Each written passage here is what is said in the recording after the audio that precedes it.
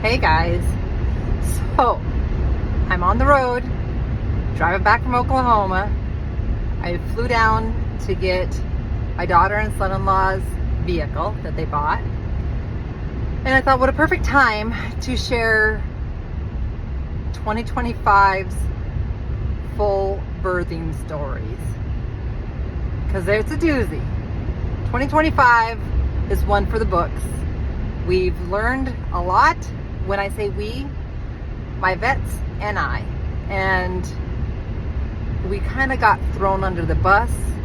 We did come out the other side.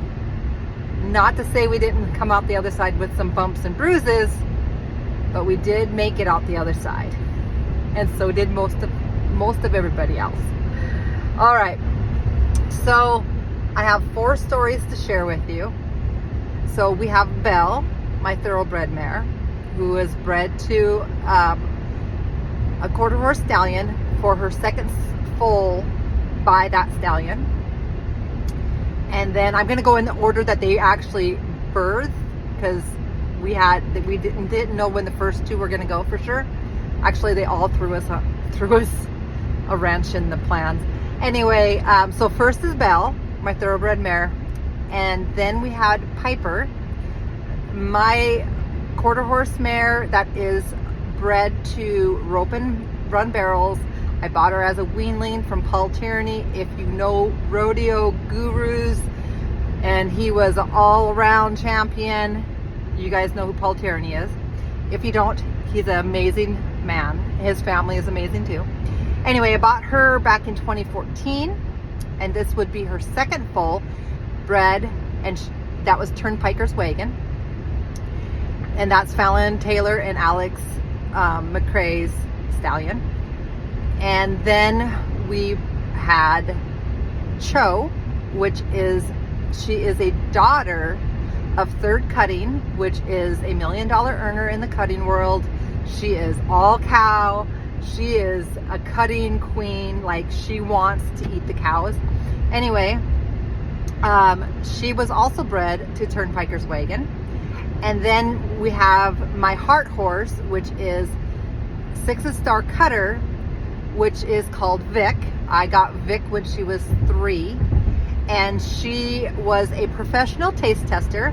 She was bred and born at the Purina Research Facility in Missouri. And so for the first 3 years of her life, she was a professional taste tester. And then I got her and her almost full brother back in 2015, and we started them, and I've been the only one to ride and train on her. And again, that would be her second foal, and I was bred to Turnpiker's Wagon also.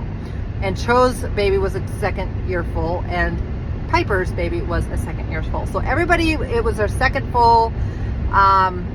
We skipped a year in between, so they had plenty of time to get back into good condition. I mean, they raised their first foals wonderfully. We lost Cho's first foal, I think about 3 weeks or 2.5 weeks in. So that was her first foal in 2023. Like, I have to go through my years, because it's like we bred, had a year off, we bred, 2025 we had babies. So it is a huge, long saga. Things that happened that have never happened before, and I have been breeding horses. Well, when I was young, we had a few mares full, but as an adult in my life, I have foaled out quite a few quarter horse mares. I have foaled out thoroughbred mares. I have foaled out halflingers. And 2025 was the biggest education of my life. And even my vet was like, they educated us too. Thankfully, we have the most wonderful, highly educated, if they don't know, they find out type of vets.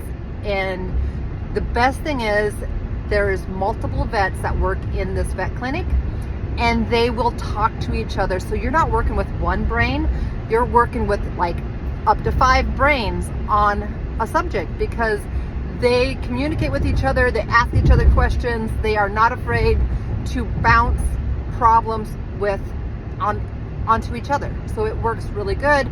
As a customer, we come out ahead. So we are very thankful for them. And let me tell you, they worked their butts off this year. So did I. All right, so I'm gonna do basically episodes for each mare.